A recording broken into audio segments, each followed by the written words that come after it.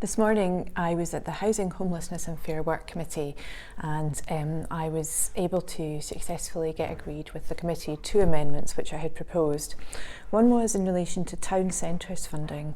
Last year we were given over £2 million by the government, which was ring-fenced funding for improvement of town centres.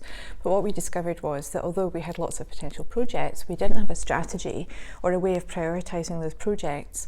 The report that we were looking at was a strategic statement which would then help us in the future if we do receive more funding again that would be ring-fenced for town centre improvements. The amendment that I brought was to suggest that we also include in scope of that the purchase of empty units, which would give us the ability to direct that investment much more and not exclude the private sector from it. The other amendment which I had was on a paper which was to do with the carbon neutral economy, and again it was a really helpful opportunity for us to be able to agree as a committee a forward-facing statement. The paper described ways in which members and officers have identified in which we could lower the carbon of our economy.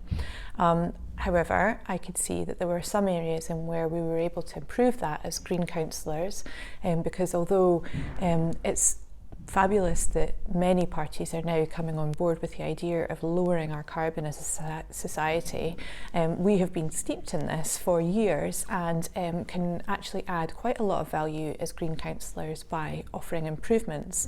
The points which I was able to successfully amend the paper were to if there was a possibility to strengthen a priority from low carbon to zero carbon, that we would look at that. Identify emerging opportunities as they come, because we've seen from our audit of the city that there's still a gap between what we would like to be able to achieve over the next 10 years and what we currently have technology for.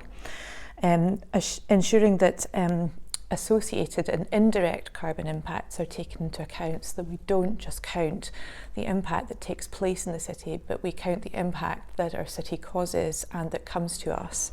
And also looking for ways in which we can capture carbon as well as reduce our carbon emissions. So talking about the other side of the equation, which would be things like tree planting and carbon capture in other ways. So I'm really pleased to have managed to get those amendments passed at the committee this morning, and everybody could see obviously that those were helpful things to do. We had a look at an awful lot of other business that didn't take amendments, but where we debated and agreed those papers.